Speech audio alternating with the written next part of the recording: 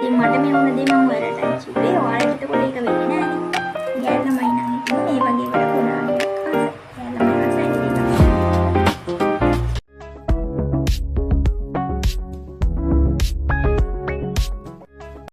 Hello friends, welcome back to my YouTube channel.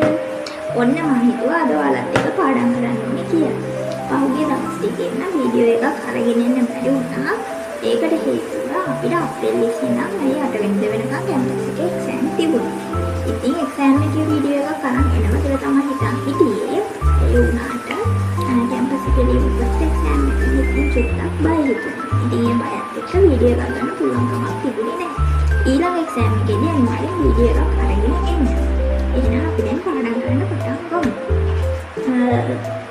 මුලින්ම පාඩම් කරන්න අද මම පාඩම් කරන්න හිතාගෙන ඉන්න දේවල් ලියාගෙන ඉන්නේ. කියන්නේ මොකද්ද?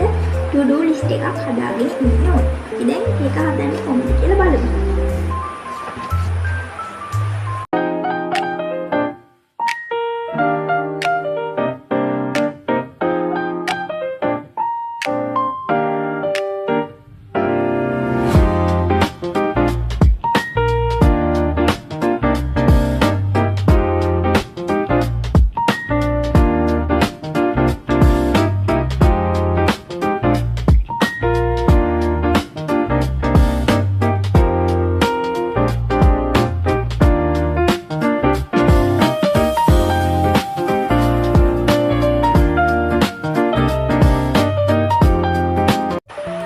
ඔන්න අපි to do list එක හදලා ඉවරයි.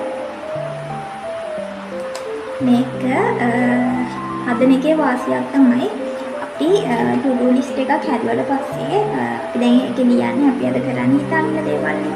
එතකොට ඉස්සරහ පේනනේ මම මේක කොටුවක් ඇඳලා තියෙනවා.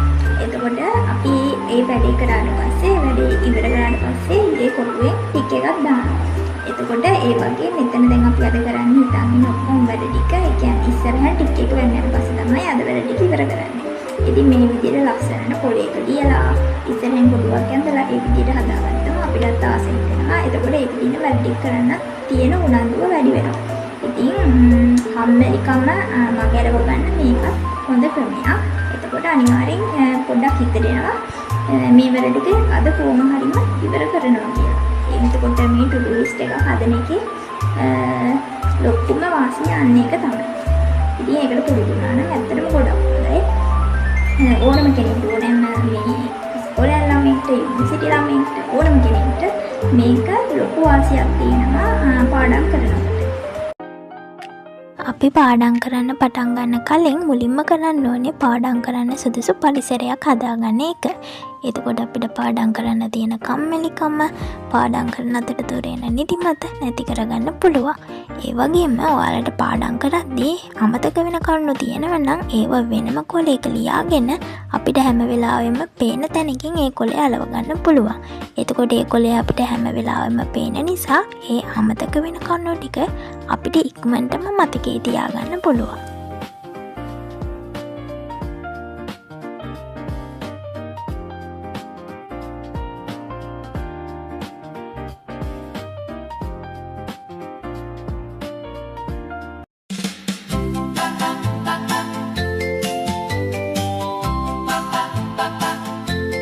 Cutie little darling, my heart is starting to beat a little faster. Oh, what a sweet disaster when you are near me. Can you even hear me?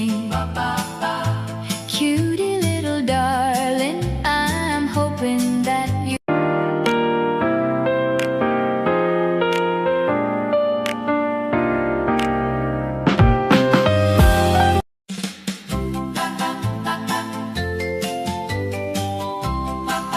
අපි නෝට් හදනකොට අපේ නෝට් පිළිවෙලට ලස්සනට තියාගන්න එකෙන් අපිට පාඩම් කරන්න තියෙන ආසාව තවත් වැඩි කරගන්න පුළුවන්.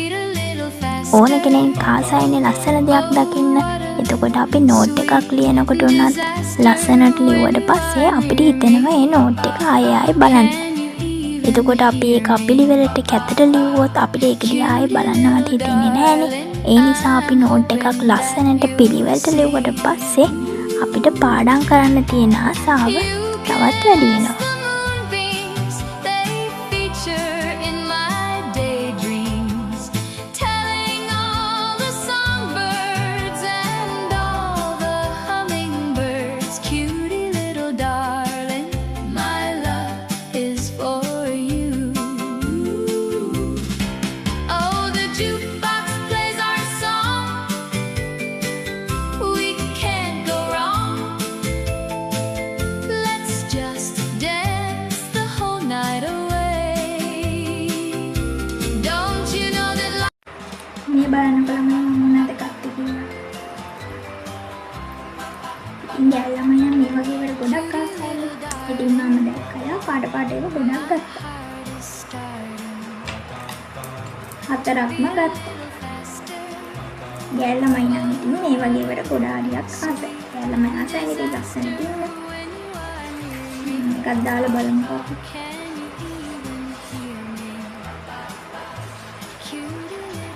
ලස්සනයි.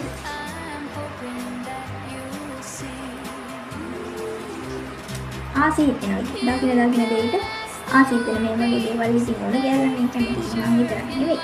ඉතින් එකක් ගත්තත් මදි.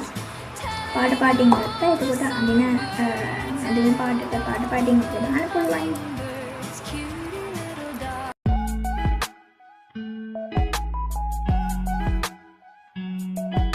අපි පාඩම් කරද්දී අපිට ගොඩක් කරුණු පාඩම් කරන්න තියෙන සබ්ජෙක්ට් තියෙනවනේ. අන්න ඒ වගේ සබ්ජෙක්ට් වලදී ඒ කරුණු මතක තියාගන්න අපිට ඔන්න ඔය වගේ මයින්ඩ් මැප් එකක් යූස් කරන්න පුළුවන්. මයින්ඩ් මැප් එකක් යූස් කරාට පස්සේ කරුණු කෙටි කරලානේ අපි පාඩම් කරන්නේ. එතකොට එක්සෑම් එකකදී ගිහිල්ලා ඒ සම්බන්ධව ප්‍රශ්නයක් අහුවට පස්සේ කෙලින්ම අපිට මයින්ඩ් මැප් එක තමයි මතක් වෙන්නේ. එතකොට කරුණු කෙටි කරලා ලියපු නිසා ඉක්මනටම උත්තරේ මතක් වෙනවා. මනෝවිද්‍යාවට අනුව කියලා තියෙනවා අපේ ඇහැ සරල රේඛාවලට සාපේක්ෂව වක්‍ර රේඛාවලට ආකර්ෂණය වෙනවා කියලා. ඒ නිසා සරල රේඛා නැතුව වක්‍ර රේඛාවලින් මයින්ඩ් මැප් එකක් ඇඳගත්තට පස්සේ අපිට ඒ වගේ අමාරු කරුණු ලේසියෙන් මතක තියාගන්න පුළුවන්.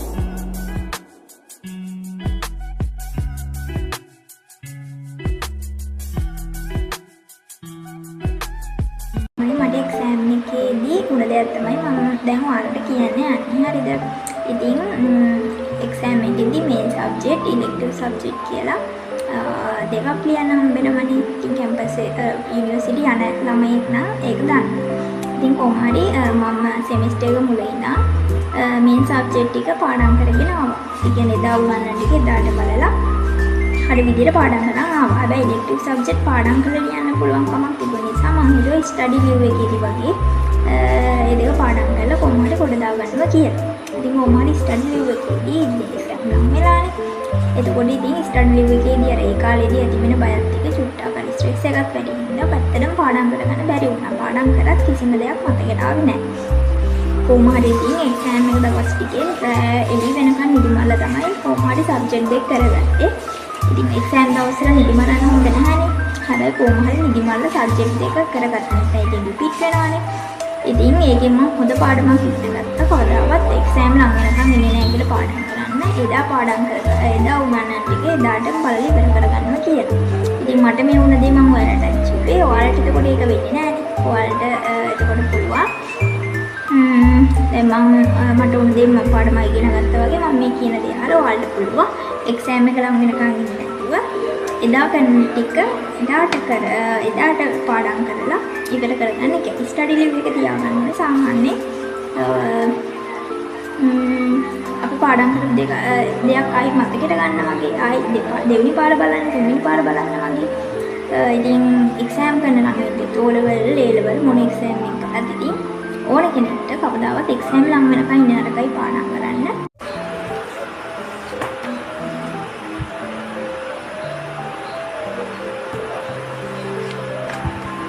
ඔන්න යාළුවනේ අද කරන්නේ ඉතින් හිටපු වැඩ තුනෙන් වැඩ දෙකක් කරලා ඉවරයි.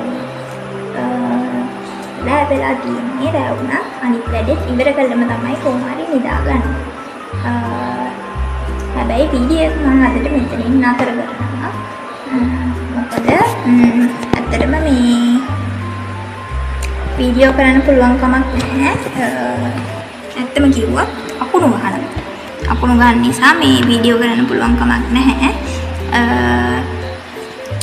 ඉතින් වීඩියෝ එක ඔයාලා බලුවා නම් අනිවාර්යෙන් කමෙන්ට් එකක් දාන්න, ලයික් එකක් දාන්න. ඒ වගේම මාව තාම සබ්ස්ක්‍රයිබ් කරලා නැත්නම් අනිවාර්යෙන් මාව සබ්ස්ක්‍රයිබ් කරන්න. ඒ වගේම මේ channel එකේ දාලා තියෙනවා මගේ FB page එකේ link එක. ඉතින් FB page එකත් follow කරන්න. තාම මුකුත් ඒකට කිසි විස්තර දාලා නැහැ. හැබැයි ඉස්සරහට මම එක courses ගැන විස්තර ඒකට දාන්න හිතාගෙන ඉන්නවා. ඉතින් වීඩියෝ එක බලලා හොඳ දේවල් නරක දේවල් හැමදේම කියන්නේ වැරදි තියෙනවා නම් ඒවත් කියලා අනිවාර්යෙන් කමෙන්ට් එකක් දාන්න. මොකද ඔයාලගේ කමෙන්ට් මට ගොඩක් වටිනවා. ඉතින් අදට මම වීඩියෝ එක මෙතනින් නතර කරන්නම්. යුනිලොග්ස් නම් ඇත්තටම දැම්ම ගේන විදියක් නෑ. හේතුව මේ දවස් ටිකේ ලෙක්චර්ස් යන්නේ ඔන්ලයින්. ඉතින් ගෙදර ඉද්දි යුනිලොග්ස් ගේන්න බෑනේ. ඉතින් යුනිවර්සිටි එකට ඉක්මනටම යනවා. ගිහපු ගමන් අනිවාර්යෙන් යුනිලොග්ස් අරගෙන එන්න. ඉතින් යුනිවර්සිටි එකට ගෙන තුනට තව එක වීඩියෝ අනිවාර්යෙන් ඉස්සරහට අරගෙන එන්නම්. ඉතින් අනිවාර්යෙන් පල්ලෙහෙන් කමෙන්ට් එකක් දාන්න අමතක කරන්න එපා.